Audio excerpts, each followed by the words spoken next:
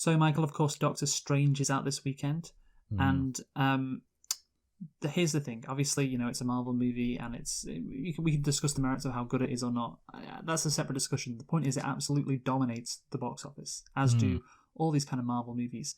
And just to give a demonstration of that, last week the AMC Theatre in Times Square in New York City had 70 different screenings of Doctor Strange. And there was this viral clip of Tarantino talking about the Hateful Eight and how Disney wouldn't let this theatre play the Hateful Eight because they could only play Star Wars as well. He said it like 4 years ago or whatever, but it got viral again.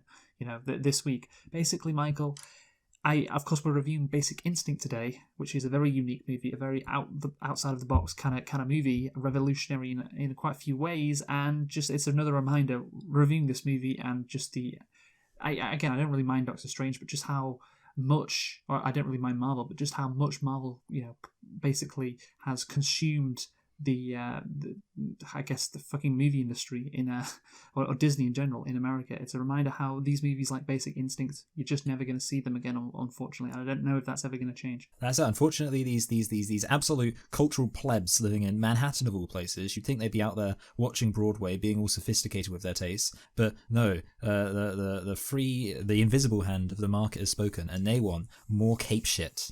No, but that's the thing. It's not really the invisible hand of the market. That's probably, the thing. It's what I'm saying is it's just Disney is just basically holding hostage theatre companies. Like, if you don't play our movie and only our movie, then guess what? Then you're not getting it. And I imagine they have a very harsh contract. Yeah, I feel like, I swear there's like some rule. Like, shouldn't there be? I mean, I feel like there are rules about like theaters have to show certain films, but maybe the mistake I've been making is I've heard about those rules and assumed it was like there to protect the diversity and variety of content shown, when actually it's probably that those rules serve the exact opposite purpose. And I, as I always do, had too much faith in humanity.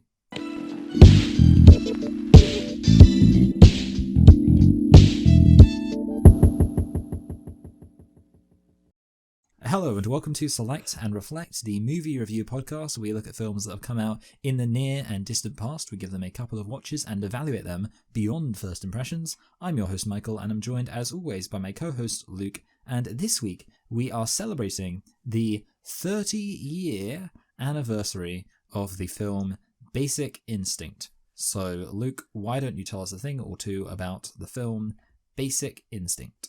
Sure thing, Michael. So Basic Instinct is a 1992 neo-noir erotic thriller film directed by Paul Verhoeven and written by Joe Esterhaas. Sorry if I didn't say that correctly, but that's a really weird name to say. Yeah. Esterhaas. The film follows a San Francisco police detective played by Michael Douglas. Yes. Starring Sharon Stone, George Dzundska, Gianna Tripperhorn, and Wayne Knight. Who can forget Wayne Knight, Michael? No, I can't. Yeah. Wait, is he the fat guy? Do you mean is he the fat guy? No, I'm thinking of someone else. Never mind. No, I think you are thinking of him. Okay, yeah, I am. Yeah, okay, yes, because he's in Space Jam, right? Yes. Yeah, okay. I didn't really know him that much by name. I'm not gonna lie, but now I know who he is. Even though we literally the last time we reviewed a movie starring Wayne Knight, we went over his name and how good of a name it was. Yes, and you have completely forgotten. Well, the good news is I definitely won't have forgotten this conversation by the time we next do a film starring Wayne Knight. Anyway, the release date for Basic Instinct was March the 20th, 1992 in the United States, and May the 8th in 1992 in France and the United Kingdom, which is tomorrow from when we're recording it. So yeah, we're pretty almost bang on the 30-year anniversary for this movie coming out in our country, which is all that matters, of course. But yeah, obviously, Michael, we have to do the budget and the box office. What do you think how much do you think it cost to make? Well, I don't know, because obviously, like, I don't think it would have cost much to do everything, like the actual filming of the film, because there's no like special effects and it's all just like in like in a boring old city. But obviously, there is well, I guess it's pretty good cast. 20 million? Ding ding ding. Ding ding ding. We have an under. We have an under. Oh, we an have, under. Wow. We have an under. Oh my god, you thought it might have been over. You fucking retard. I thought I might have gone over. Yeah, I didn't think it would cost that much money to, just film a bunch of people talking in a bunch of rooms. Yeah, and that's the only thing that the production budget is, Michael. Right? Yeah, it's just filming a bunch of, talking in a bunch of rooms. Not, I don't know, paying actors who are A-list actors a lot of money. No, just talking in rooms, of course. So the actual budget was 49 million, which means, of course, half of that is 24.5, and you went under half with your 20 million guess, so that's under. Now, can you guess the box office right, Michael? No, okay, so I feel like this film probably was quite a sensation because of the whole Sharon Stone thing. I feel like lots of people were like, hey, you heard about this film? It's pretty out there, pretty crazy. So I think it made a lot. My issue is working out what a lot actually means, kind of in the terms like 1992. My brain is telling me around 300 million. That's what my brain's telling me. I don't know if that's like... Is that your guess? I guess I'll just go for that. 300 million. That's a good guess. Okay. The box office was 352.9 million. Okay. Good. So yeah, a bit more than what you suggested, but no, it's still a decent guess. And yeah, obviously, as we will go into, I think about $100 million of that box office return it is influenced, shall we say, by a certain shot in this movie. Yes. But anyway, Michael, did you like Basic Instinct? I found this film pretty kind of boring. I mean, like, I think basically most of what this film had to offer was not that interesting, and obviously there was the base titillation. But as somebody who considers myself, frankly, above such vulgar interests, it wasn't really something I was like, oh wow, what a great film. There was nothing about this film I particularly massively enjoyed. Not to say there weren't interesting moments, like there was a kind of atmosphere, and this wasn't like an incompetently made film, but I just didn't feel like this film gave me, it wasn't anything to write home about, as they say. I disagree. I think this perv. Yeah, fine. You absolute fine. pervert. Fine. Call me a pervert, because you know what, Michael? I agree with Michael Douglas when he said sex is one of the most important things in our lives, isn't it? That's what he said at the premiere. Just the whole story. It's kind of like a typical. Well, it's not typical. It's neo-noir on steroids, really. Yeah. And guess what? I said at the start, this ain't Doctor Strange or a Marvel movie. Of course it isn't. But this was interesting. This is different, and I can appreciate the fact that this is something that you don't see in movies a lot. The nudity. That is a selling point. I haven't called you a pervert yet, have I? I got a question actually, because you reminded me, and I wanted to ask it right away. Why is this film called Basic Instinct? Is there like any, like, is it just because is it because it's like basic, because it's kind of like quite vulgar, and like it's just the instinct? Is that, do you know? Because sometimes like you like to bone up on these films, and I was wondering if in your boning you discovered any answer to that question. I like that word, boning, to use in this situation. That's clever. Thank you. Yeah. At the end of the day, I think it is, your primal urge that you have. Yeah. I think it's pretty self-explanatory. Sex and violence. A heavy bass line is my kind of silence. Yeah, and that's it really. So of course we'll get into this movie as we go on. But yeah, back to the nudity thing. I really think we'll talk about how revolutionary this movie was, and it's just really interesting to see. Like, oh shit, they actually filmed this and they actually released this, and this actually grossed 300 million. Yeah. And it was actually starring like A-list actors like Michael Douglas, and Sharon Stone became an A-list actress after this. And of course this is it's a very famous movie in the culture, and it's like, wow, that's great. That's so different from what we have nowadays. And it is, and at the time it was very different. At the time it caused a storm. People couldn't get enough of this movie, what was going on behind the scenes in this movie. And yeah, I just find that inherently interesting. And I guess I really like Paul Verhoeven, who of course is the director. Even though he's a fascist, as we'll discover in the next film we're doing. Yes, we're reviewing Starship Troopers next week. I really admire him so much. I really like him. I really do. I think he's not afraid to go there, and go there can be whatever. It's not necessarily just... It can even be like establishing, like the Third Reich, and just wiping out the entirety of an ethnic group, which is of course what Verhoeven supports. Yeah, he's not afraid to just push boundaries in his films, and whatever that may be. And of course, we'll talk about that with Starship Troopers next week. But I started watching it, and I was getting through it, whatever, and then like suddenly, quite soon into it, the sound cut out completely. And I was like, okay, I'm going to have to find a different version so I can find one where the sound doesn't cut out. So I did, and I started watching that. And in the first scene, which is, of course, a very sexual scene, as we know, I was like, this feels like it was longer than it was in the version I was just watching. So I feel like I started watching the theatrical cut and then skipped to the okay, well, cut. I'll talk about it. So the murder of Johnny Boz in the opening scene in the director's cut. So much more violent. The killer is seen stabbing him in his neck, in the chest, and through his nose. Yeah. In addition, the killer is still having violent sex with him, stabbing him at the same time. Yeah. Okay, because that's the actual thing. Sorry, because I because basically what I was like is I was like, when I was watching it again, I was like, oh my god, this is super violent. How did I not notice how violent this was the first time I was watching it? This seems shocking. So yeah, I think I did watch the alpha males cut. So well done me.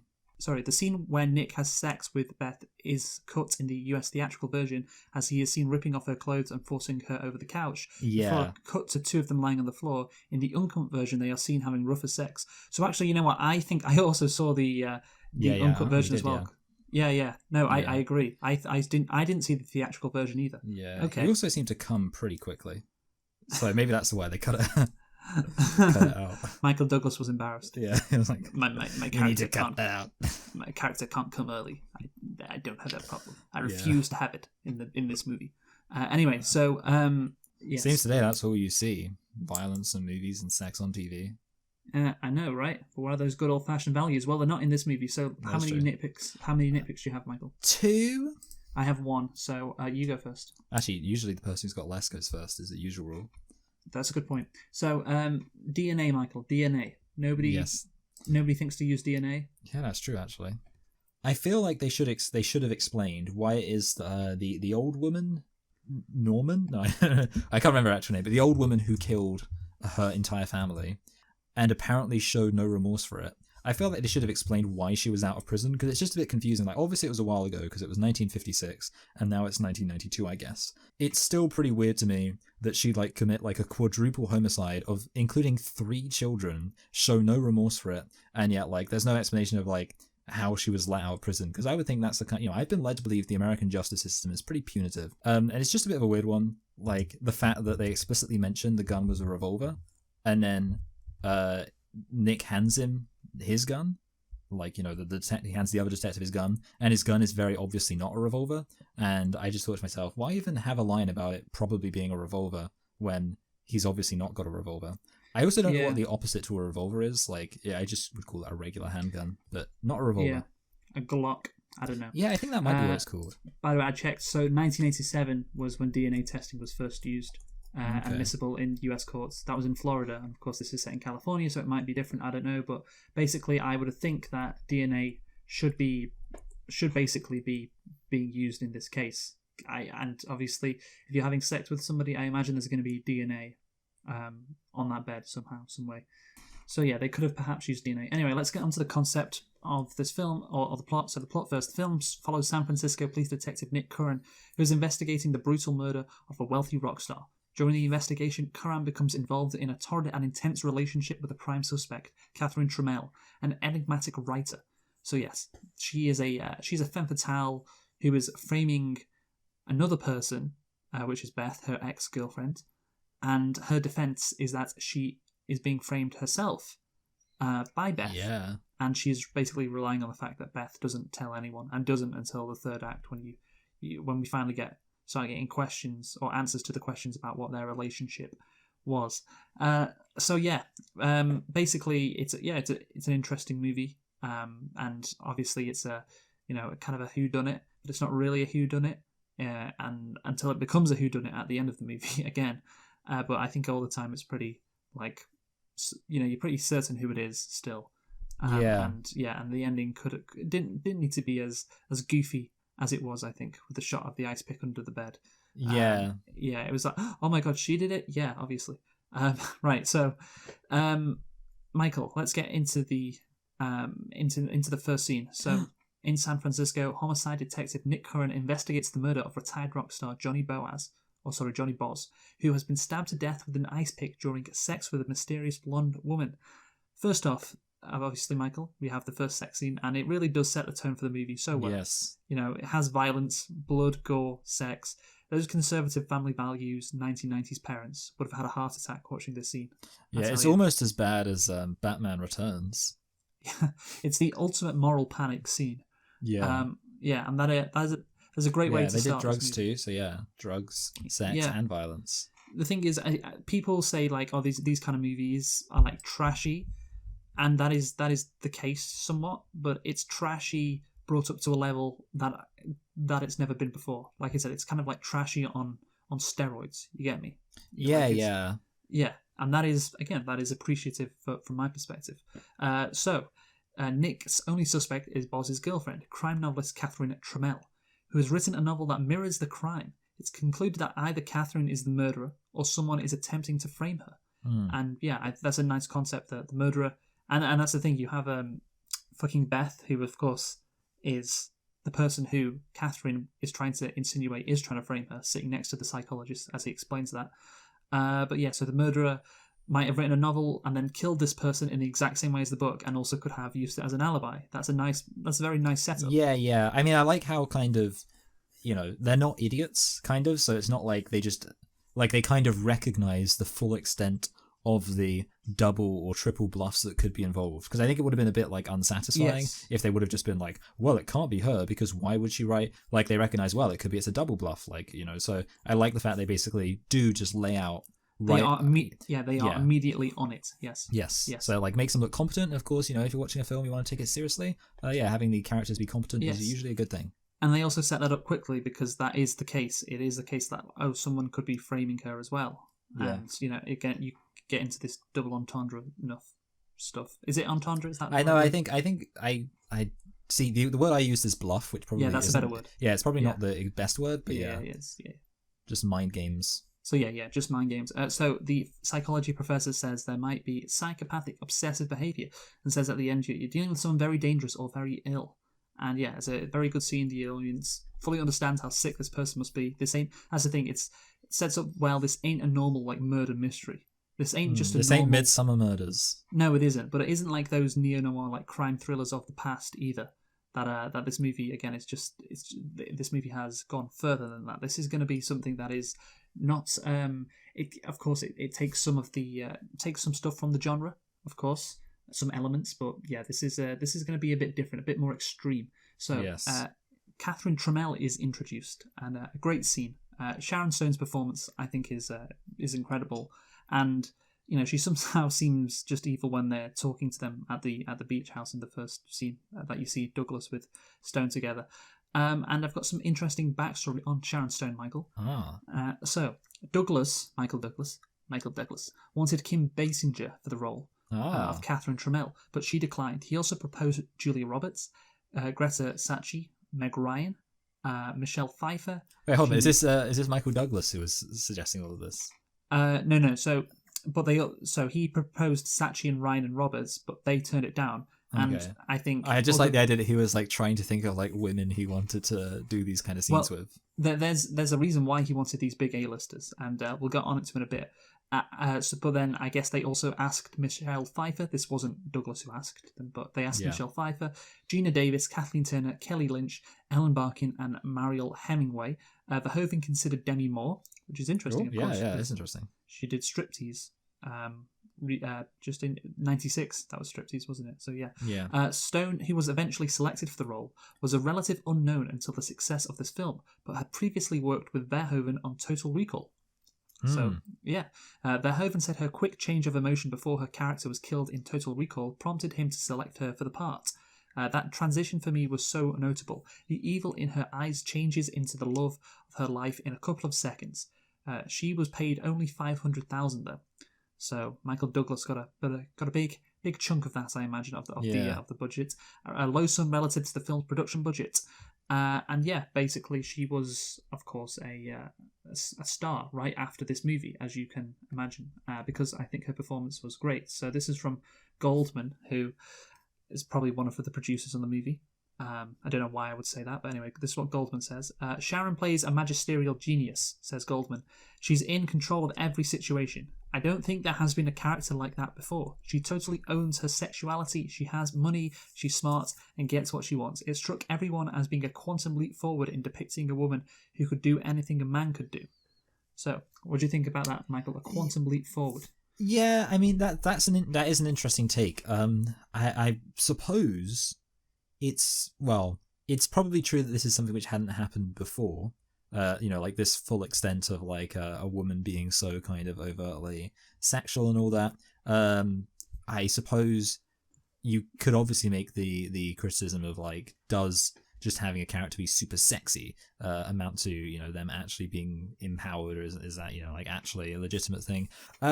I would be willing to take that, like say there is some truth to that. I'm not sure if I'm like, I can also see the alternative of people saying, oh, she's just super like sexy, so guys can jerk off.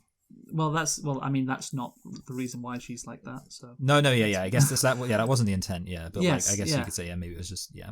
Yeah, I mean, it's interesting that's where your mind goes to when we talk about Sharon Stone. But yeah, so basically, I think that she. So I take issue with what he says, which is a quantum leap forward in depicting a woman who could do anything a man could do, because she plays the role of a femme fatale. She's still in that role, and that femme fatale is a cliche, yes. But the point is, and this is from a Wikipedia article on film noir, Sharon Stone is the archetypal modern femme fatale in Basic Instinct. Her diabolic nature is underscored by an extra lurid visual code, as in the notorious interrogation scene, which we will get into. But yeah, that's the thing. She's just like again, I use that word femme fatale on steroids. This is like the next level of that, and it is a leap forward, I guess, but just in this character archetype, which is again the femme fatale archetype. So yeah, I don't think it's the thing is. What I have issue with as well is the end point where he says, depicting a woman who could do anything a man could do. I'm like, well, no, a man would never play this role. It's she's not like a masculine kind of character at all. Yeah, it's still very much a role for a woman. Like, I don't know, depicting a woman who could do anything a man could do would have like fucking a woman playing. I don't know. If you switched her and Douglas's roles over, that'd be interesting. Yeah, gender swapped Basic Instinct. Yes. But that's the thing. She's like, it's just it's an evolution of this archetype. That is it, and it is the evolution which further empowers her character more than previous femme fatales. But she is still confined to that. So yeah. I don't really agree with him so much there, I have to say. But yeah, now we'll get on to why Michael Douglas was determined to have another A-list actress starring in the movie. Yeah. This is... And horn dog. Well, the thing is, Sharon Stone is still hot. That's the thing. Like, maybe he had a particular fixation on an A-list actress, but Douglas was worried, and I can totally understand why this was the case. He was worried to take the risk on his own. He was quoted as saying, "I need someone to share the risks of this movie. I don't want to be up there all by myself. There's going to be a lot of shit flying around." That's what he said. Wow. And I believe that. He's like, hey, if I'm the A-list actor and this unknown person is next to me, and we know how boundary pushing this movie is, and if people don't like it, then this is going to be a disaster for me. Yeah. But if there's someone else, because then it'd be like, oh, that's that weird Michael Douglas sex movie. That's what people will refer to it as. Yeah, that is true. Yeah, but if someone else would be like, oh, that's that weird, Michelle Pfeiffer and. Yeah, with Michelle Pfeiffer and Michael Douglas. It doesn't become just a Michael Douglas thing. It's like Pfeiffer and Douglas, or Julie Roberts and Michael Douglas. So yeah, I can understand why he didn't want to take the risk, but hey, it paid off, obviously. So let's get into the first scene where Tramiel starts to seduce Nick. She does it by changing naked, where he can see her as well, and that is of course a great character intro. We saw it in the first scene, but this is really properly the first character intro, because you fully now understand her intentions. And she what I love is you can tell that she put the paper there with Nick's name and changed at that exact position, because she knew that Nick would stop and look at the paper. Yes. Because he sees his name. He's like, oh, what? She's got this paper with me in it. And then, she'd talk and he'd look up, and then he'd see her in the through the window. Genius. Just incredible. Yeah, she laid a trap. She did lay a trap. Like a Black Widow. Yeah, yes. And yeah, just toying with the detectives in the car ride as well, knowing she can get under Nick's skin. But here's the problem I have with this. Of course, that's what she tries to do. She tries to, basically get Nick to relapse. Basically get him under her control. Get him into her trap, like you said, Michael, like a Black Widow kind of. But the issue is, this is the issue. Like, why did she want to do this? Like, when did the plan start to seduce Nick and write a book about him? When did this game begin that she talks about? There's a lot of, it's just a game. We're playing a game. Why did she want to play this game in the first place with Nick? Because I remember their first encounter with each other. That would be, at the beach house when, Nick comes to see her. That would be when she has this idea. But I don't know, there was nothing in that encounter, in that interaction, which made you think, oh yeah, these two, or she didn't seem interested in Nick, did she? I don't know. It just seems like, so the movie is about this character, basically corrupting this police detective. So she's just going to start doing it, but there's no indication of why she's really doing it. It's very, the logic to it doesn't really make any sense, like, because the way, I mean, obviously, there's you can kind of infer what her reason was for the other murders, but like, I mean, it's not kind of, I guess, like other kind of serial killer things. Like, for some reason I'm thinking of Seven, where it's kind of like the victims are more chosen kind of randomly, obviously based on meeting certain criteria, but they don't hold any personal connection to Kevin Spacey's character. Yes. So it's kind of like, well, yeah, you could just believe that he would go after anybody based on that. Whereas obviously in this case, it seems like it's all very like, all of her murders are very personal, or like intended to frame somebody based on a kind of personal grudge, or at least people she knows personally. So that doesn't really make any sense. I would agree with that. Yes. I think it's a good idea. They just need to get the character motivations there for Sharon Stone's character, Tramiel, better. Need to do a bit of a better job. But anyway, she comes in for questioning, and obviously it's an iconic scene. All of those men watching her and wanting her, and she has all the power. Nothing to hide. They can't get to her. But we'll talk about the shot in a minute. But yeah, the power dynamic in that scene is fascinating. You can feel it. Like the white dress is great too. Like the whole thing. I've got nothing to hide. The pure white dress. Yeah, the innocence, and then it is kind of. I guess what I like about it, I don't know, this is just me reading a bit too much into it, is that just so in those interrogations, you've got all these men around this woman, like normally like, oh, it's them who have the power over her. But she's kind of, it seems like with her white dress, like she's kind of like reflecting it like a mirror, like she's reflecting that back at them, like she has the power in that scene. I could see that. Yes. I agree with you. She definitely, like, she turns the tables, as they say. Yes, she really does turn the tables. Yes, and that dress is very it's an iconic dress, I guess, because of that scene. But yeah, it's a great choice for her costume, I guess, in that scene. And you can especially feel the power dynamic when Tramiel says, "Have you ever fucked on cocaine, Nick?"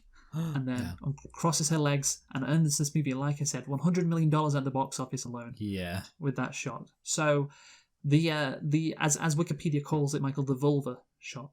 Oh, the vulva shot. I was trying to think of, like, because I've said before, there aren't actually that many kind of like good words for that part of a woman's anatomy. And admittedly, vulva is not a great word, but it's up there. Yeah, and another great term is that part. Yes. That part. So, Basic Instinct generated controversy due to its overt sexuality and violence. In one scene, Stone's vulva was filmed as she crossed her legs. An iconic shot, obviously, but looking back, I don't know, it's just a vagina. Like, 1992 was a different world, I guess. Yeah. That's kind of what I was thinking. Like, this film definitely gained, like, was helped by the fact that there wasn't really internet pornography at this point. Yes, well, that's the thing. I think it works for the movie, and it's a good shot, but the reaction to the shot is, I guess, unfortunate, and maybe it was always going to happen. I don't know. Probably Verhoeven didn't think it'd become such a phenomenon. I doubt he could have expected that. But yeah, it's obviously just the reaction to it, I think, is just unnecessary. Maybe it didn't feel unnecessary back in 1992. But yeah, I remember a line from Fraser when Niall said, oh, when he saw that shot in that movie, in Basic Instinct, like he and Maris pushed the beds together that night. And him and Maris were notorious for not really banging. Yeah, not really having an intimate relationship, shall we say? But yeah, so basically that was in the mid-90s. That line was said. So yeah, people really couldn't get enough of that shot. But of course, Michael, there is some controversy to this. Do you know the controversy to it? No, not really. Okay, so Stone claimed you really know nothing, do you? Yeah, so- I'm an innocent flower. yes, Stone claimed the vulva shot was done without her knowledge. Stone said she believed the characters not wearing underwear would only be alluded to and not shown. Yeah, because of course in the previous scene she puts on a dress and she's not wearing any underwear.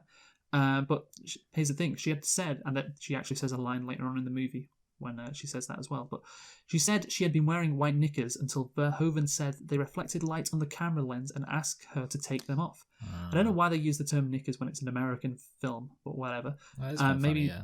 Panties.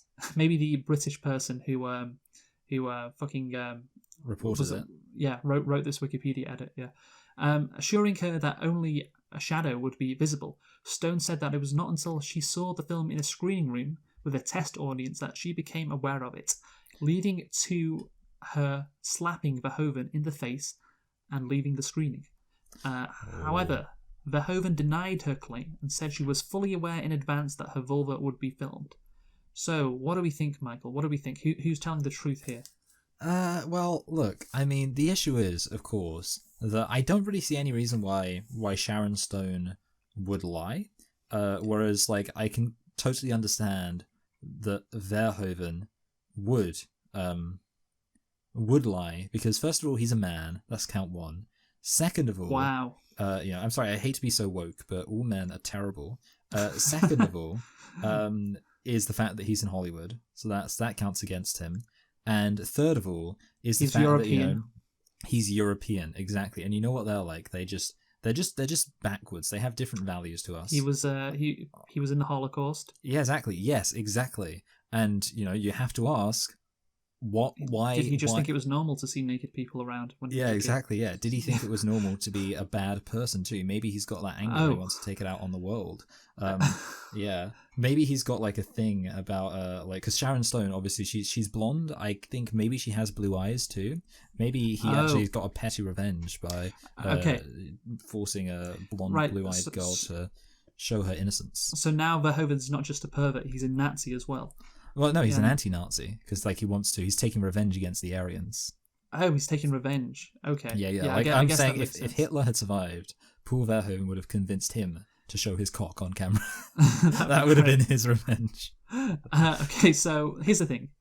It is such an obvious shot. That's what you watch it again, and it's she uncrosses her legs so deliberately. I can it doesn't. The thing is, from what I read about the controversy before, and it seemed like from reading about it, it's a cheeky little shot from Verhoeven, and then you rewatch it, and it's no, it's very deliberate. The camera hangs on it, and she must have known it was being filmed. Having said that, again, Verhoeven could have been and I think I read this as well. Oh no, it's just it'll show a shadow, and I believe actually afterwards, I remember reading this as well. Stone after the filming was done, she looked at Verhoeven. She looked at the filming that Verhoeven had done of it, and she was like, "Oh, you can't see anything. It's very dark." But that was just down to the poor, I guess, technology at the time, I guess. And then once you could get it in the editing room, you could make it visible. So I just wanted to say, the thing about it being a very obvious shot, that is kind of a funny thing, because I'd always, obviously I knew about this film for the shot before I'd seen the film, and I always thought it was a kind of blink and you'll miss it thing. The way people talk about it makes it feel that it's a blink and a miss it thing. If you just if you pause it, you can see it if you look at the right angle. But it's no, it's just there very obviously. Yeah, and there's a zoomed in, there's the shot of it just normally, in the same position she's filmed in throughout the scene, and then it's zoomed in. It's the camera wants you to see this very deliberately. And again, who do you believe? Verhoeven, the thing is, she does a full frontal nude scene later on in the movie as well. I know it's through glass and it's 100 yards away. Sorry? Obscured. Yeah. It's not exactly. It's not as. It's not like that. The interrogation scene, but still, it's. I imagine Verhoeven. He was probably thinking, well, what the hell did you think you signed up for? But probably he wasn't fully truthful. So I'm more inclined to believe Stone on this one. I have to say. Good. I'm glad we're believing women. Yes, this is very important. But even in this is a controversy which has gone 30 years, Michael. So and yet we just solved it. Yeah, I know. So Stone said that of her experience in a 1998 interview, while she was initially angry, she realised the director's decision was the right one, saying, "And I thought about it for a few days and I knew in my heart he was right. I hated that it existed. I hated it more than that he stole it from me instead of allowing me to choose, but he was right." Yeah, and I think what she probably regrets most is the reaction to it. That because I think I guess that's obviously kind of, I suppose you could say, just for the record, like the incentive for her to like claim that she didn't know, because like if people were reacting to it, in a negative way, then she can be like, hey, I didn't even realize, I didn't want to do it, he made me. So yeah, I guess you can say that. Yeah, so maybe she was influenced by the reaction, but yeah, the point is that she is correct in that it was the right shot. It fits in with the theme, fits in with her character, fits in with the scene perfectly. It's like, of course, this movie is very boundary pushing. This was, of course, a very boundary pushing shot, and it's just, I guess, she has talked about how people like reacted to it throughout her years, and it wasn't good, and people in real life thought she was like the character, which of course isn't the case because she's an actress, but whatever. In 2021, Stone alleged once again in her memoir that she was misled by Verhoeven with regard to the circumstances of the filming. Verhoeven responded that it was impossible and she knew exactly what we were doing. However, despite having a radically different memory about the scene, he praised Stone's performance and said they're on good terms. So there you have it. I guess, it's like a regret, but yeah, I guess it was the right thing to do for the movie. But anyway, so Nick's descent now, Michael. We're going to talk about Nick as well. Not enough about the pussy shot, as it were, as is colloquially known in Hollywood. Yes.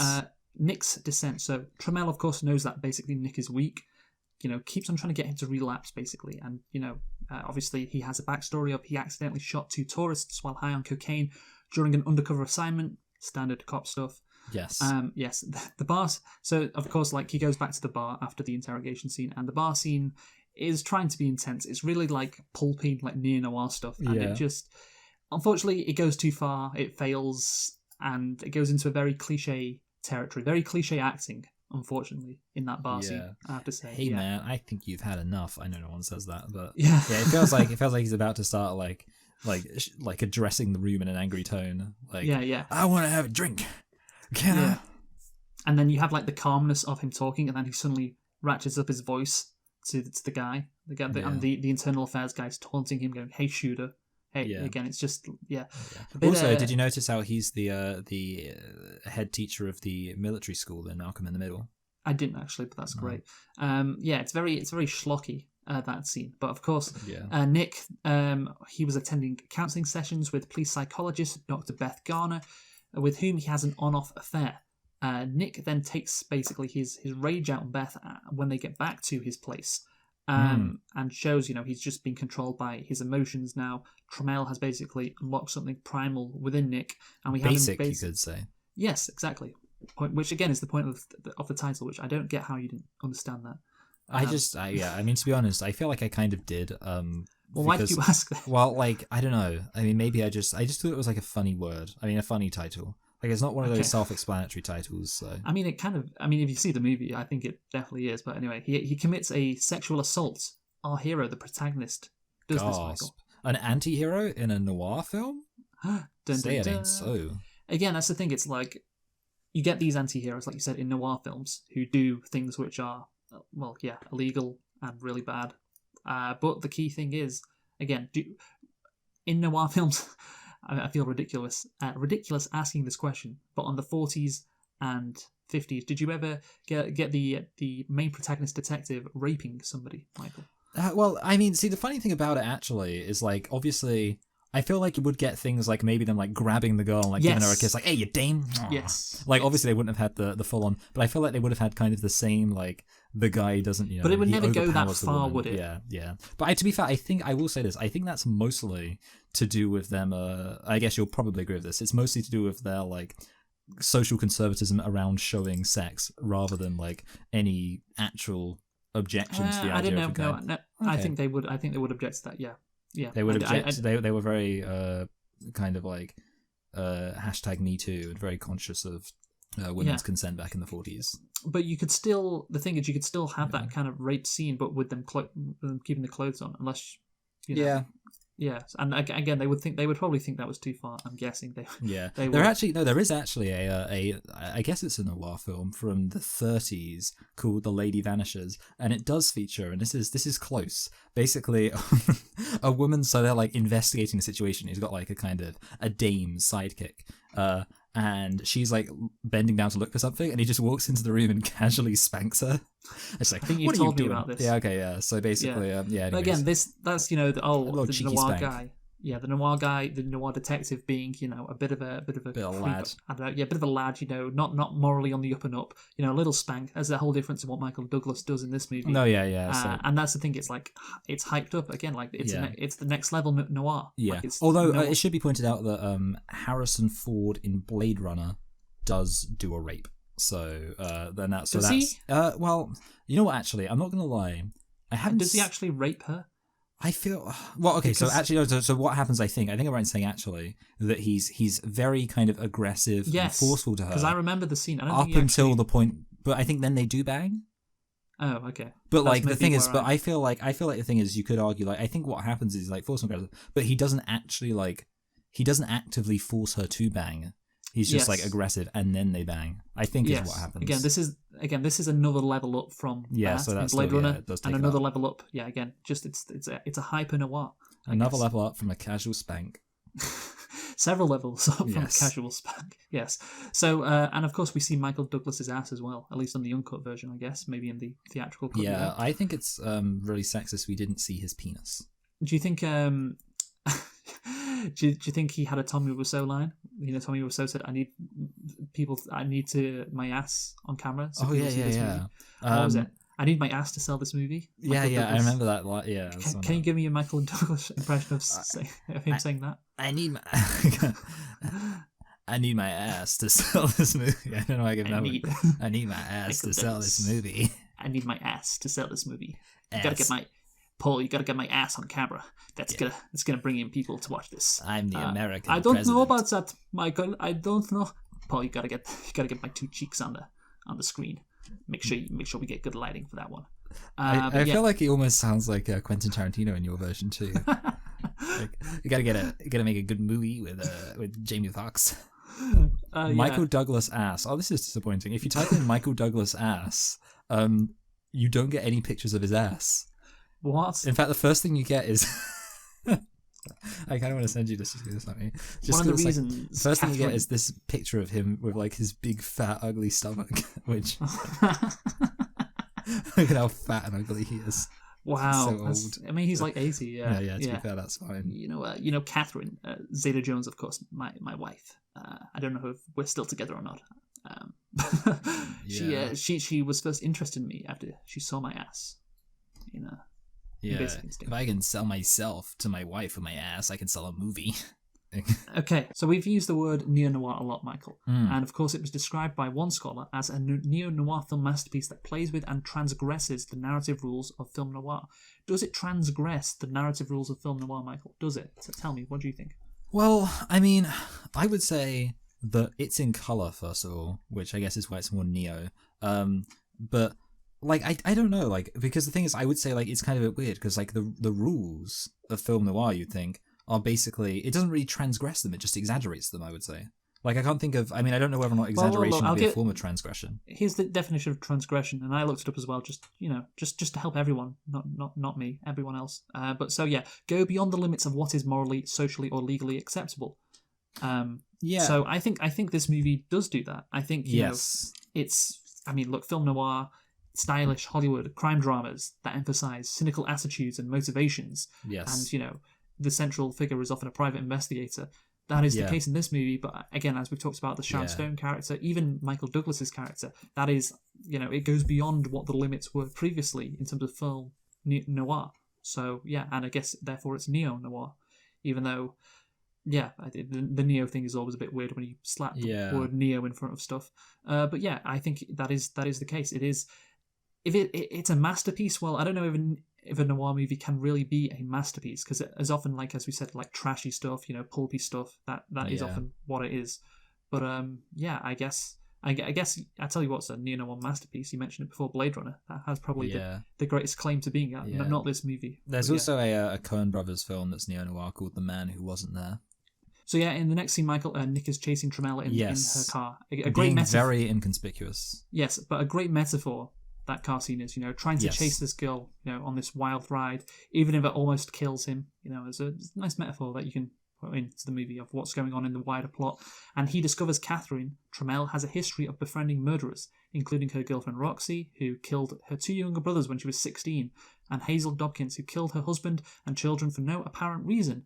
And again, the alibis you can always go back to, hey, it was for my book. A perfect response, which allows the movie to keep going, even when you discover all these weird things about this character. She can just say, that's for my book, I'm doing some good research. So, again, the police don't believe her, but I imagine it allows them to... Yeah, it gives her some deniability.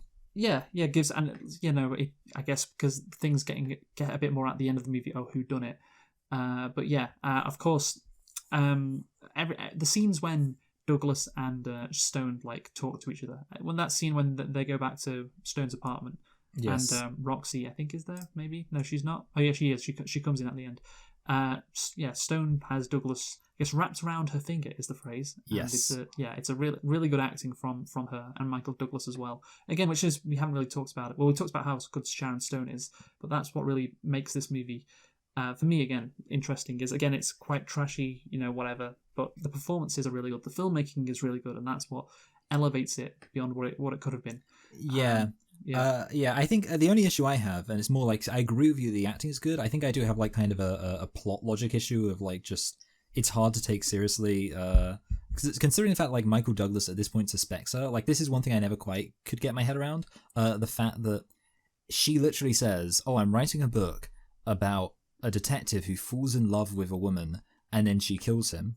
And then obviously at this point, Michael Douglas very much suspects that she has been guilty of writing books to basically as an alibi to cover the fact she's committing crimes. And it kind of just seems like it's a bit weird that he's literally just willfully walking into the I guess so. Obviously, you kind of mentioned at the beginning the whole thing about her leaving the newspaper there and all that, and it was kind of subtle and you could be okay, I can see how, but here it's kind of he's just almost going along with it a bit too easily, because it's kind of the acting is good, but within the logic of the film she's not really being that clever, he's just being dumb.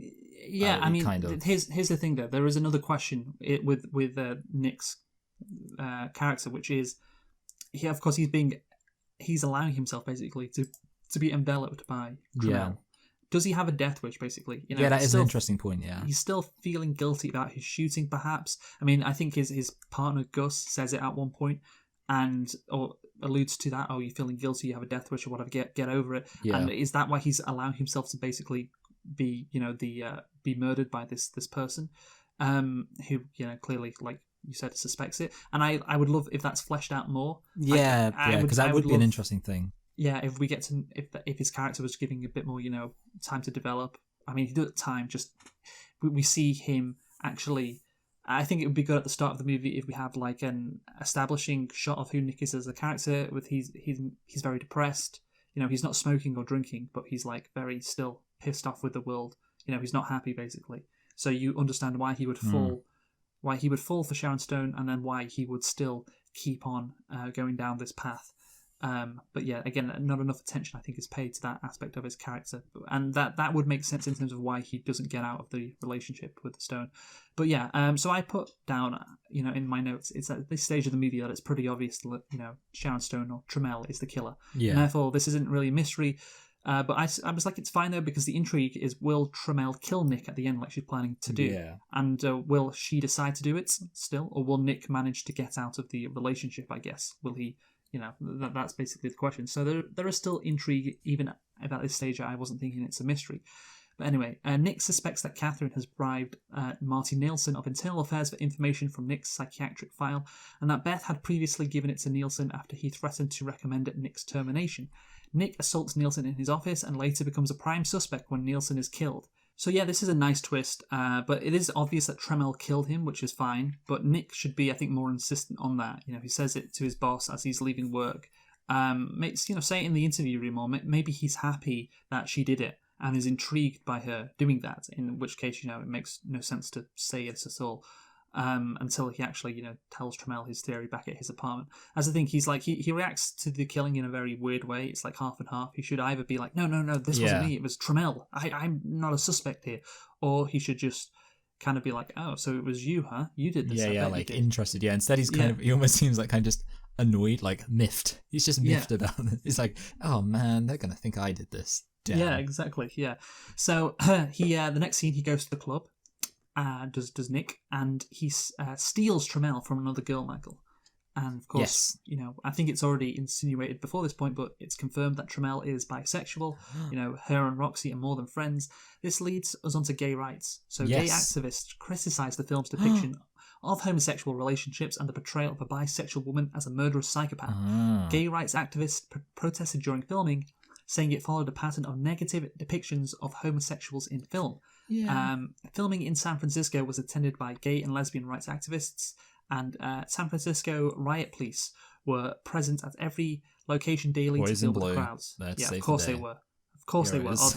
I bet they were so happy to do that. Yeah. Oh yeah. You need us to beat up some gay people. Oh, great. Every single day. Yeah, especially living in San Francisco, they can flaunt it whenever. These gay people. Yeah.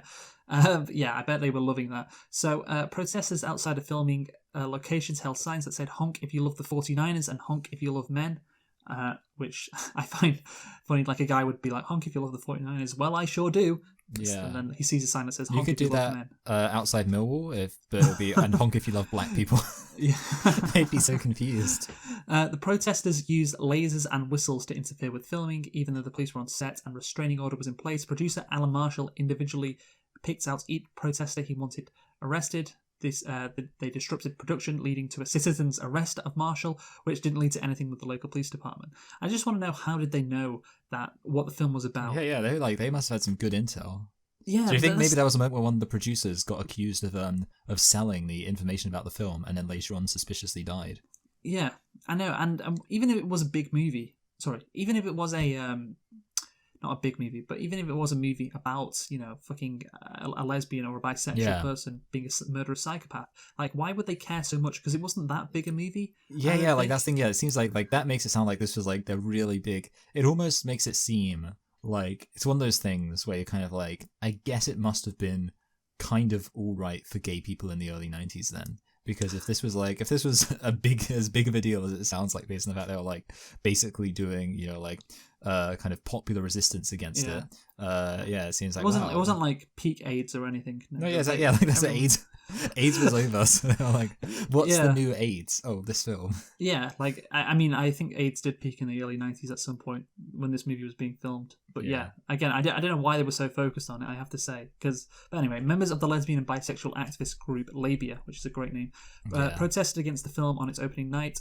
Others also picked theatres to dissuade people from attending screenings, carrying signs saying, "Kiss my ice pick," "Hollywood promotes anti-gay violence," and "Catherine did it." Yeah. Again, why so much obsession over this movie? I don't understand. Yeah. You know what's also kind of funny about that? It's like they were upset that the film showed like people as violent, and then they decide to literally have a thing that's like basically threatening to use the exact method of murder that the bisexual woman used. Mm-hmm. It's like, I don't know, it's funny. Save Your Money, the bisexual did it was another one. Verhoeven himself defended the group's right to protest, but criticised the disruptions they caused, saying fascism is not in raising your voice, that fascism is in not accepting the no. But yeah, this movie does really, there's a gay element obviously, but this movie does display San Francisco as quite a degenerate city. Just although it did look kind of pretty in its own way. Yeah, compared to Middle America, I will say, like in the early 90s. Just like with the murderer, the cocaine, of course, the sexuality of the murderer, that has to be taken into account, of course. But yeah, I think that it is all, it doesn't, I guess it's a noir movie, I guess. So I don't know, maybe I'm just reading too much into that because it is in San Francisco, and I bet if you asked, like, Middle America is often coded for like white, conservative America, they would say, oh yeah, San Francisco is degenerate, and and this movie would just back that up. But of course, that's noir has been set in other cities as well. Yeah, it's also worth noting, like, we should repeat what we said about the cross-dressing thing in Silence of the Lambs, which I think we both basically said this, which is that it kind of makes sense that somebody who's like a murderer would also have, because if you're a murderer, you've got a kind of that's quite an irregular thing. So it would make sense they might be irregular in some other ways. Like you can imagine, because obviously being bisexual is also kind of rare, and I think that's kind of what we said. I don't think it makes sense. It just makes them more interesting. I guess. Like I it's guess another that makes layer. Sense, yeah. Not that it's more common. It's just a case of, oh, this person is bisexual. Oh, that ups the intrigue of this character. But anyway, film critic Roger Ebert mentioned the controversy in his review, saying, "As for the allegedly offensive homosexual characters, the movie's protesters might take note of the fact that this film's heterosexuals, starting with Douglas, are equally offensive." Yeah, that is true. Actually, like to be honest, it's not as if like fucking rape. Hey, there's a rape in this movie, and and that's from the streets. That's from the straights. Yes, damn still streets. There's a point to be made about Hollywood's unremitting insistence on typecasting homosexuals, particularly lesbians, as twisted and evil. I guess that is the point. Like, there's nothing wrong in this movie with the depiction of Sharon Stone. It's fine, but it's like every Hollywood movie. It's always this, I guess, which is the issue. An isolated incidents, it's not too bad, but again and again, and it become a theme or a trend. That is a problem. But anyway, Camellia... To be honest, I will say that I've never really stereotyped lesbians as murderers. I just want that on the record. Yeah, neither have I. So Camille Paglia denounced gay activist and feminist protests against Basic Instinct and called Sharon Stone's performance one of the greatest performances by a woman in screen history. I agree, praising her character as a great vamp figure, like Mona Lisa herself, like a pagan goddess. Okay, that's very... Yeah, that sounds like peak Camille Paglia to me. Yeah, I think it is one of the greatest performances by a woman in screen history. Certainly one of the most famous, I guess. But the thing is, it can be both. It's not... I mean, you're really talking about another issue. Sharon Stone's performance can be great and it can still be homophobic, even though I don't necessarily think it is homophobic. Oh, that's a good one, actually. I think that's a real question there, not to answer today, but the most impressive performance in the most problematic role. Like, that would be a really interesting one. Yeah, probably something from Birth of a Nation. Oh, well, what, actually, I was just thinking, it could be, I was thinking of Birth of a Nation's, a good one, because that's considered a good film. I was just thinking about Laurence Olivier and Othello. But obviously, I don't know if you'd say the role was problematic, it's just the fact he's in blackface. Okay. So, Trammell and Douglas then, of course, have sex, Michael, and it's fairly intense. It's sexy, some might say. Some might say that. I mean... What do we think about the sex scenes in general? Because Basic Instinct, of course, like I said, generated controversy due to its overly sexual nature, its depictions of sex, groundbreaking depictions of sex in mainstream Hollywood cinema. Of course, there is a rape scene as well, but yeah, the sex scenes are, I guess, impressionable. I guess that's the word I'd use. And of course, like I said, boundary pushing, which is, again, appreciative if you're just watching something which is like, oh shit, I've not really seen that before. Because I guess if you're talking about, gore, violence and sex and drug use and all that, I feel like drug use and gore, violence, violence in the 80s, movies were full of that. Yeah. Not really like sex scenes like you get here. So I guess, it's groundbreaking in that regard. And I would say the sex scenes are, to be honest, like...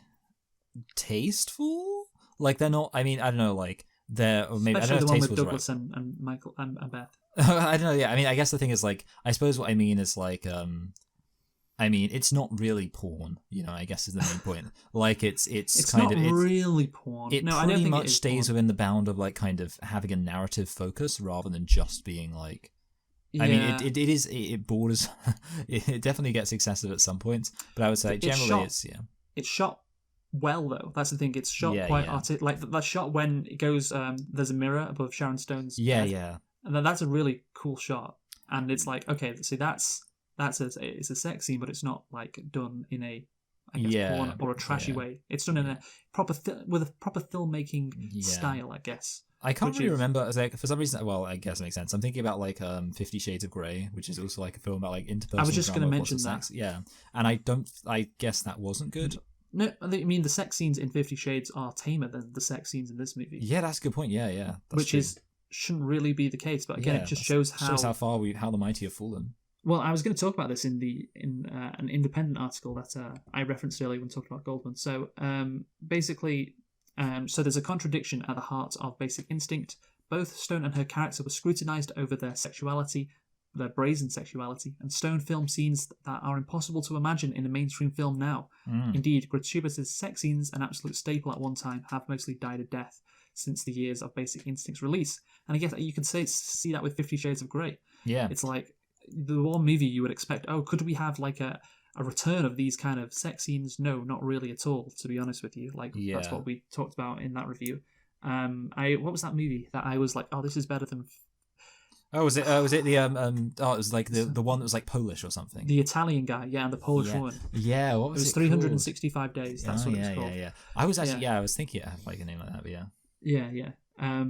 But yeah, so that's that again was, and that was popular. That the reason why we did that movie back in 2020, of course, no movies were getting released, but it was like number 4 on Netflix or something in terms of most watched movies. So there is like an appetite for this kind of movie, these sex scenes. But I guess that was less classy 365 days than this. This does well at being, it's very brazen, but it's also classy as well.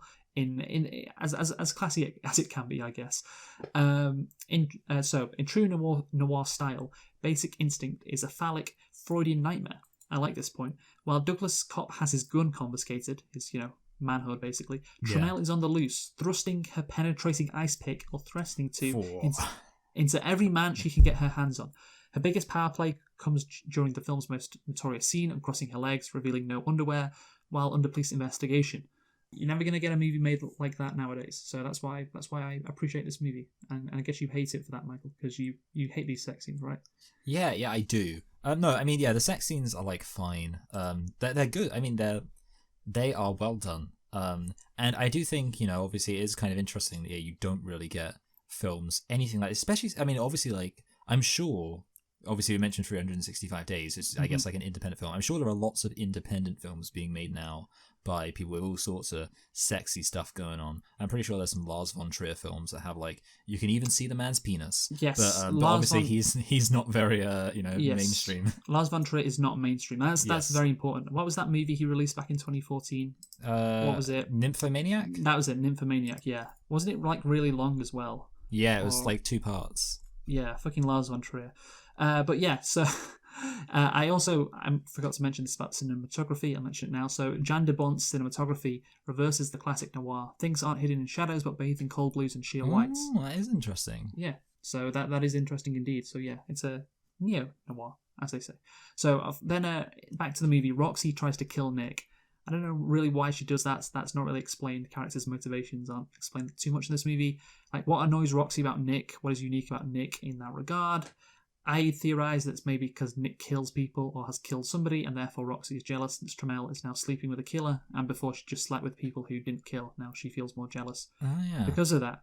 Yeah, she's always been the only killer who Tramiel slept with, perhaps.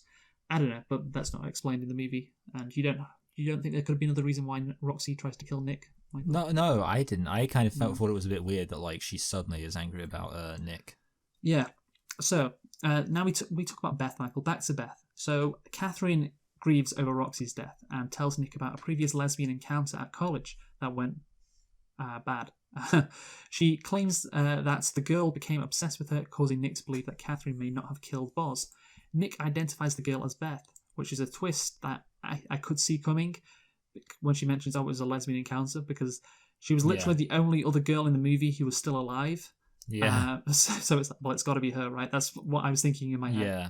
Yeah, she's going to have a different identity, and as it turns out, that was exactly what happened. But it is an interesting twist, and I will say it's a pretty massive coincidence that the girl that she had this lesbian encounter with, and of course you find out later it was just more than just once. With that Berkeley, also has a relationship and works with Nick.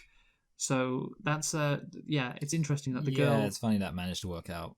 Yeah, the girl that Tramiel is trying to frame, and pin all her crimes on, Beth. She also works for the police department. So again, that's a pretty massive coincidence there, I guess. Yeah. I have one thing about the Beth thing. Is it kind of seems like I almost feel like there was like too much finding stuff out. Like it seemed like it was kind of going all over the place, and it seemed like. I don't know, like, this isn't like a massive criticism, but it kind of seemed like it was like a lot of successive scenes of just like, he goes to a place, asks someone some questions, finds some stuff out, and it just seemed like, I don't know, like almost like it was too much of the same thing, like just he goes to a place, finds stuff out. It almost felt like a kind of elongated exposition dump, kind of around the Beth stuff, maybe. Yeah, well, yeah, I think there is a lot of little pieces because he goes to Beth, who acknowledges the encounter, but then she claims it was Catherine who became obsessed. Yeah, and I do enjoy like a real mystery is forming. It did look dead earlier on in the movie, and now Beth has become a suspect for the death of Boz and the death of Nielsen as well. And so the whodunit does kind of get revived.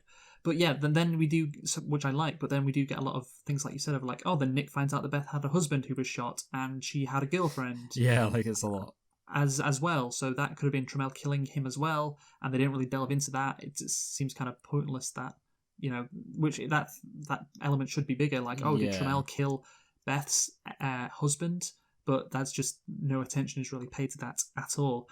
And yeah, obviously, then so here's the thing. Beth, like you say, oh, he has to find all this stuff out. If I was Beth in this situation and I knew that I was being that Trammell was trying to frame me for all these murders, I would just tell Michael Douglas everything. Yeah. That would be the smartest thing to do. About the ex-husband. I think she killed my ex-husband. Yeah. I thought. Yeah, I think she did, and like just explains to him everything. Otherwise, if you don't tell them stuff, well, then there's going to be questions. But anyway, so Nick meets his partner. I mean, sorry, I was just going to say, that's literally what they say when they read you your Miranda rights. You don't have to say anything, but if you fail to mention something that you'll later rely on in court, it may be used as evidence against you. So that's why you should, as they say, always talk to the police and tell them as much as you can, even without a lawyer present. Yeah, I know. That's exactly what you should do. But that's the thing, if she just explains but she can't explain it for the plot, because then the movie needs her to be a credible suspect, even though I don't think the movie actually does that as well as it could or is aiming to. But anyway, so Nick meets his partner Gus, who has arranged to meet with Catherine's college roommate at an office building, hoping to reveal what went on between Catherine and Beth. As Nick waits in the car, Gus is stabbed to death with an ice pick in the elevator. Recalling the last pages of Catherine's book, Nick runs into the building, only to find Gus's body in a manner similar to the scene described. Then Beth unexpectedly arrives and explains that she received a message to meet Gus. Nick then shoots Beth. Very dramatic, Michael, very dramatic. That's all I could think, yeah. Do you think it was, like, I mean, one of the interesting things is, like, was there really because, like, the reason why she got shot was because she had her hand in her pocket, and I could say, if someone's pointing a gun at you and telling you to take your hand out your pocket, you take your hand out your pocket as soon as possible. That's one of the issues I had with this scene. Yes. Yeah. The other thing I was kind of wondering is, like, I was just going to say, like, if she wasn't shot, which she very kind of realistically could have not been, and even if she was shot and she didn't die, which also, like, there's no way that Trammell could have, like, known whether or not, like, I'm wondering whether or not it would have, like, whether Beth dying was just a happy accident or whether or not it was something that Trammell, like, was able to unrealistically predict. Oh no, I don't think she thought that she would die. Yeah, okay, yeah. She just wanted her there at the scene of the crime and then planted that. And here's the thing, like, Michael Douglas, he just shuts the fuck up as soon as the police get there. And I'm thinking, and this is one of the problems I have with this scene and the ending in general, he doesn't seem to think that Trammell killed fucking his partner, even though it's pretty obvious that she did, because he looked at the book he looked at what was going on in her writing, and what did she say? It was like, the partner gets killed in an elevator. And that's literally exactly what happens. And how would fucking Beth have access to that? They should have had some kind of explanation for how Beth could have known it. Yes, because otherwise there's no explanation at all.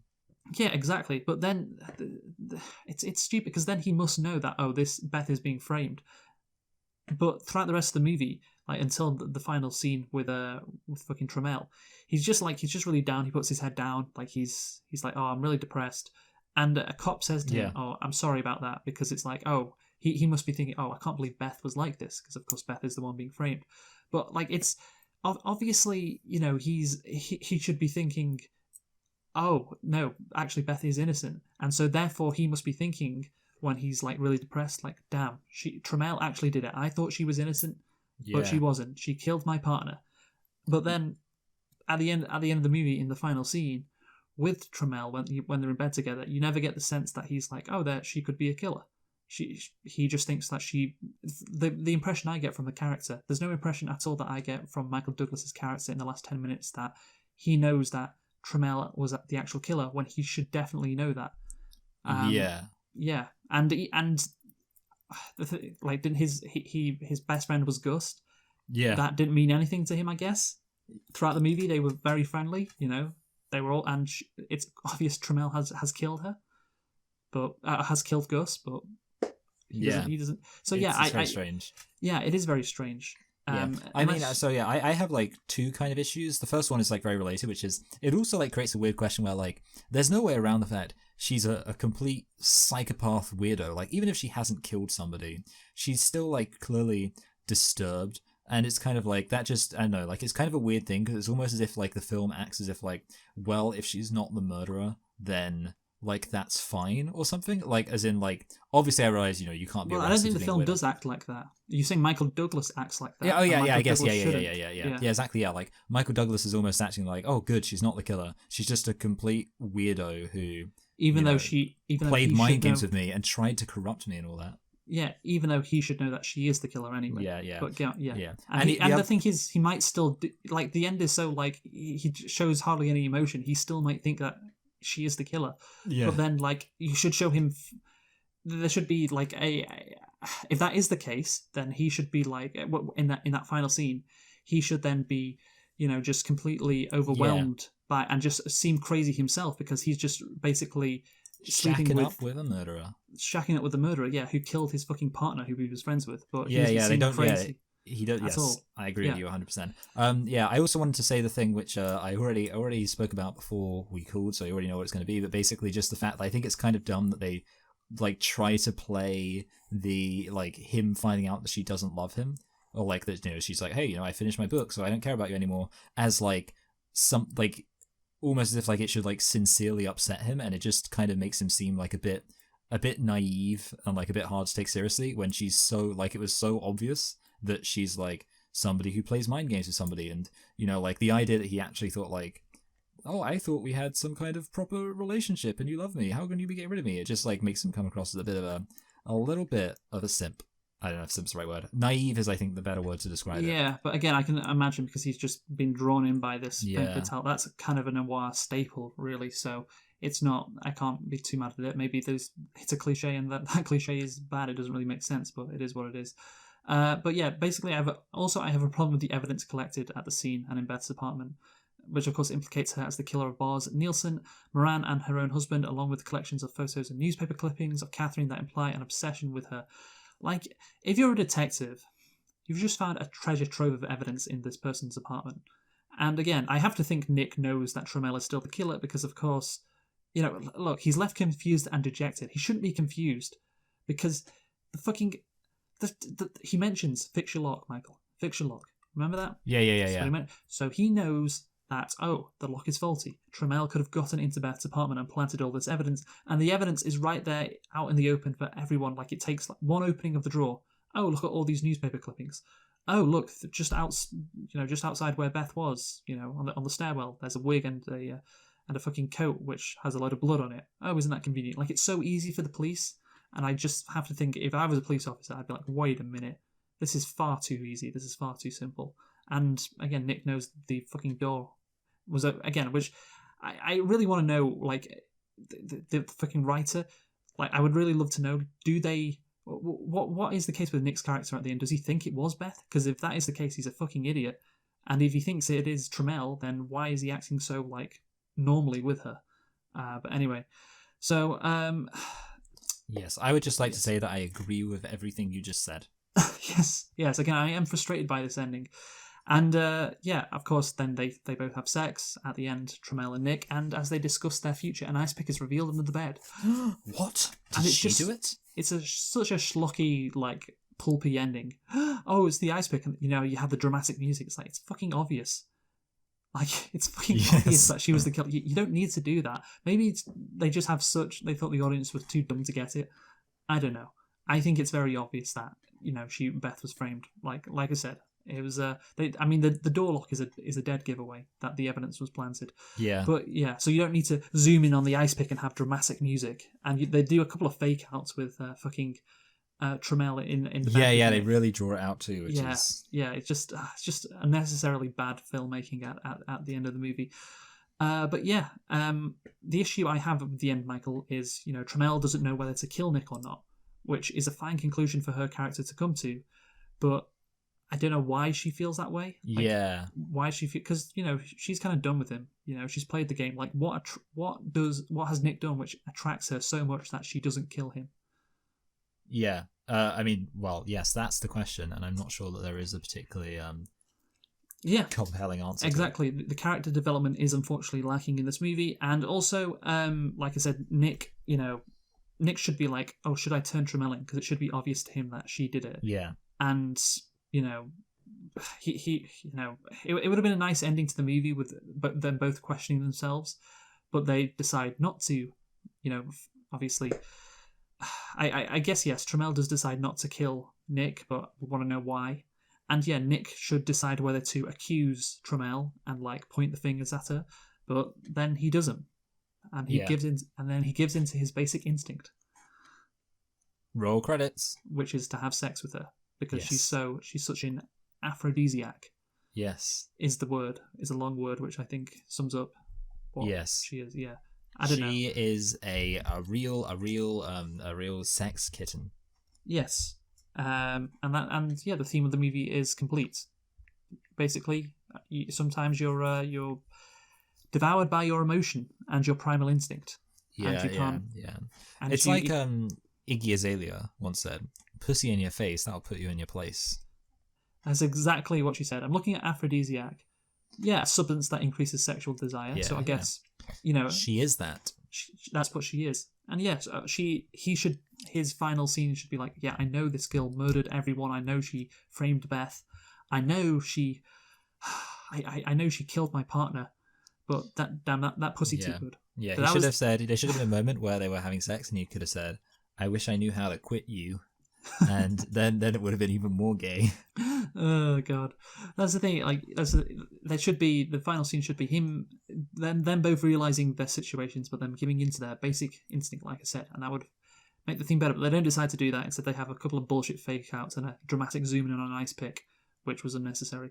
But yeah, anyway, Michael, let's conclude. You go first. Right. So this film, I would say that I still maintain it was as an actual film to watch, it was quite disappointing. I think like the central question of like having this killer is not so well handled. Obviously, there's not any question about who the killer is, so you don't have that mystery aspect. And then when things start to be revealed with the best stuff, I think it is a bit too much. Like we kind of already said, too much exposition. It's not very punchy, and then obviously it really draws out the reveal that who was obviously the killer all along is the killer. The other thing going on is the dynamic between Michael Douglas and Sharon Stone. It's interesting. I think the main limitation to it is kind of like has already been said. Michael Douglas either wants to be kind of drawn in because he's got a death wish, or he's so stupid that despite not wanting to be drawn in, like even when things get really, let's say, unsubtle, he's still like just going along with it, which I think kind of makes it hard to get invested. I think I found it like difficult, when I'm watching a film, I kind of want to be invested in like the effort of the protagonist, the goals of the protagonist. Whereas with this protagonist, I was kind of just like, he seems like he's pretty much screwing things over for himself in a few ways here. And like, if he had been killed by her, or if indeed at a later point, once as the film's universe continues off camera, he does get killed. You know what? He kind of had it coming for being a bit of a dum-dum. And if it was going to be an interesting thing about how, like, it just shows his own self-destructive attitude, I think the film should have kind of explored that more thematically. Obviously, the main thing you like about the film, which I should give an actual, mention, is that the film is like a big piece of history. And that's nothing to sneeze at. But I also think that when you're actually just watching the film itself, I mean, maybe for you, this is something that you're actually able to think about. For me, I don't really, like, when I'm watching a film, I don't think about what it means historically. I just, like, actually what the film shows me. And yeah, I'm just going to wrap up and say, the film was okay, a bit disappointing. I think you're probably going to think I'm being harsh when I say that I would give it actually just a low 6. No, that's fine. That's fine. I get you. No, maybe I do appreciate the boundary pushing stuff more. Like I said, I am a fan of like boundary pushing movies, and I guess historical movies which show something different. And yeah, like the courage to do this. This is elevated what a noir could be, and what sex scenes could be as well in a movie, which again is fascinating to look back on. And I do that, fascinating may not be something that if you watch a movie, you may not care about that. Like that kind of links into what you said about, historically speaking, you don't really mind too much, but I do. That to me is interesting. I will say what really lets this movie down is the poor character development, the motivations that aren't explained, with Douglas and Sharon Stone. Although of course Stone does give a great performance, and yeah, the ending is messy. I enjoyed the ride throughout the movie. I didn't mind when it wasn't a whodunit. Of course, it starts off with a whodunit. Then I didn't mind when it appeared it wasn't a whodunit, and just is Nick gonna fall prey to this to this woman. And then when it was a whodunit, when that was revived at the end, I think it could have been handled better, but I thought it was interesting. You never normally see that in movies, when it becomes, a whodunit. Oh no, we kind of know who it is. This movie's taking a different direction. It's not really a mystery, it's more of a psychological thriller, and then back to a mystery element at the end. It's kind of interesting. But yeah, it's not really handled that well at the end. So yeah, I think overall, Michael, I appreciate this movie quite a bit. So I'm going to give it a 7.5 for Basic Instinct. Okie dokie. What are we doing next week? Well, next week we're doing a film called Fart Shit Poopers. Oh, sorry, that's Starship Troopers. Starship Troopers were meant to fly. I'm doing my part, is I think something they say in the film. I'm doing my part. So yeah, join us next week for Starship Troopers, another Paul Verhoeven classic. We need a name for Paul Verhoeven May. Yeah, it's like he hasn't actually done that many films. I was kind of interested, and I checked. He's not done that many. So. No, you know what? Recently, and this is why I like Verhoeven, he did a movie about a lesbian nun. Yes, I saw that. Yes, again, just called like Bernadette or something. Yeah, Bernadette, which I love. Again, that's great. I haven't seen it, but yeah, I appreciate that he's still doing that kind of stuff. But yeah, join us next week for Starship Troopers, another incredible movie from Paul Verhoeven. Who have you been, Michael? I've been Michael. I've been Luke. Thanks for listening, and goodbye. Goodbye.